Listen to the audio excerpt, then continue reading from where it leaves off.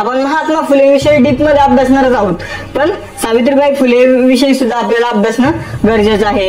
यांचा जन्म 1831 मध्ये झाला होता आणि हा कुठे झाला होता तर सातारा जिल्ह्यातील एक खंडाळा तालुका आहे आणि या खंडाळ्यामधील नायगाव हे ठिकाण आहे. तर या नायगाव मध्ये यांचा जन्म झाला होता.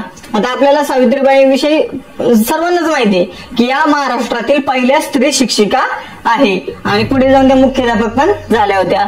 आता यांनी महात्मा फुलेंनी जे बाल हत्या प्रतिबंधक गृहाची स्थापना केली होती त्यामधील जे मुलं होते तर या मुलांचं संगोपन करण्याचं कार्य यांनी केलेलं आहे.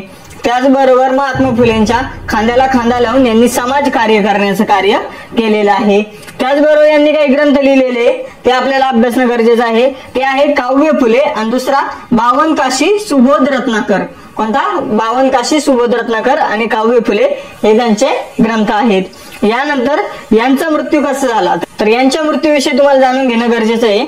1897 मध्ये प्लेगची साथ पुण्यामध्ये पसरली होती.